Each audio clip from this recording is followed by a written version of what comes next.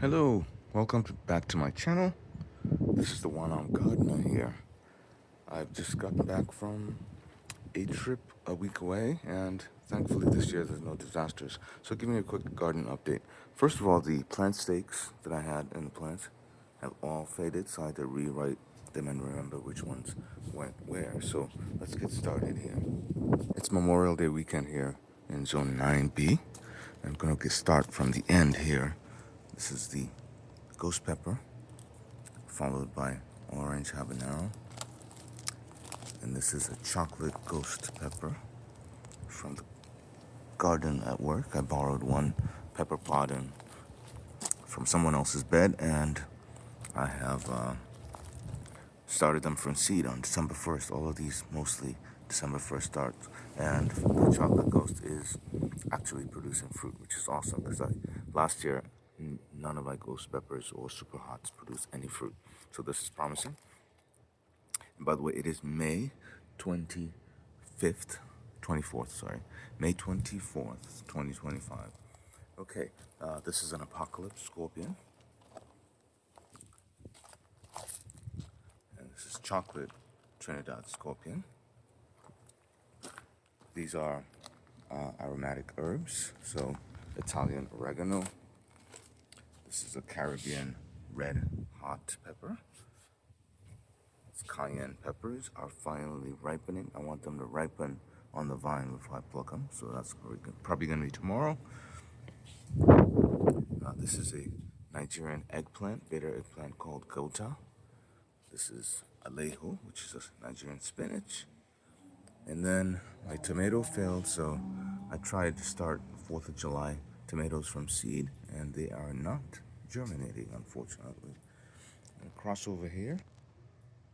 And this is the other ghost pepper. And as you can see on the back of it, I have a rogue alejo spinach. The seeds tend to get spread everywhere, so that's not a surprise to see that.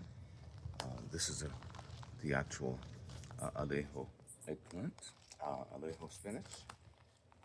These are beneficial flowers to attract pollinators and predators to eat up all the aphids and mealy bugs and what have you.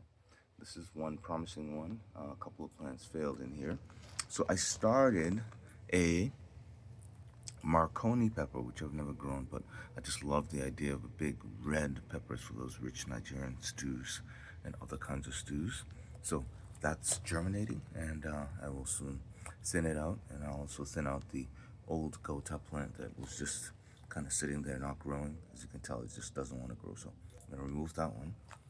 This is a red bell pepper.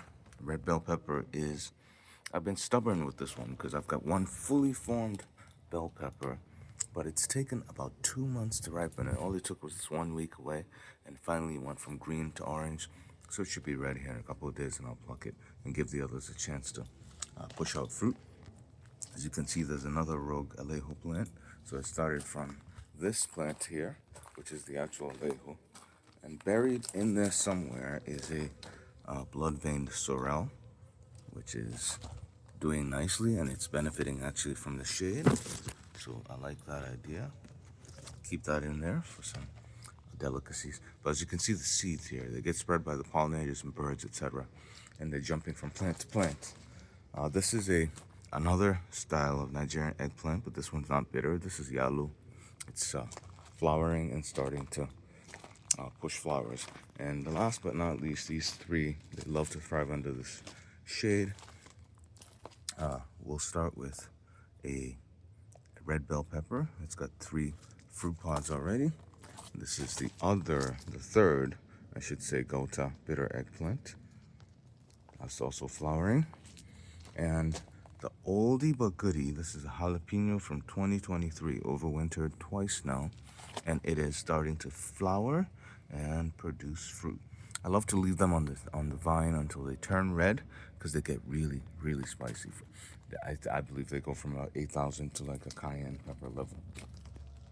This right here is the other tomato I'm trying to grow. Actually, the third, I should say, but the most successful so far.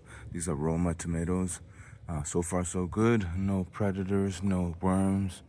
Knock on wood, knock on my head. make sure that nothing affects it. I've got some ladybugs ordered, and they're arriving later this week.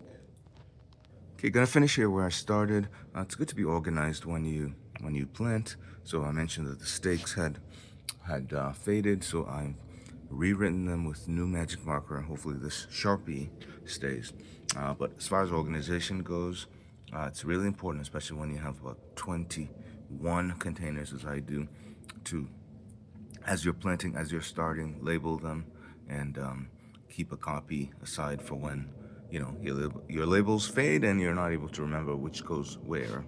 I may have mixed earlier the Apocalypse Scorpion and Trinidad Scorpion, but you get the idea. I'm growing them. Okay, and never be without some good 70% isopropyl alcohol. It's right here. Faded label. But this alcohol will come in handy when we have mealybug eggs, which like to cling onto the stems. I get quite a few of them, so once in a while I'll just rub them with alcohol, and they come out again. So far they haven't been a huge problem. One year, I think last year, I just left them alone, and they did their thing, and they didn't affect the plants. Okay, well, thank you for being patient and watching this. I hope this has been helpful. If you do find it helpful, this is not a professional video. I'm not a professional, not looking for income, just want to share knowledge, especially for those seeking activities of daily living, especially if they have neurological disorders like cerebral palsy, multiple sclerosis, stroke like me, etc. So, bon appetit, please like, share, and subscribe. We'll see you around. Peace.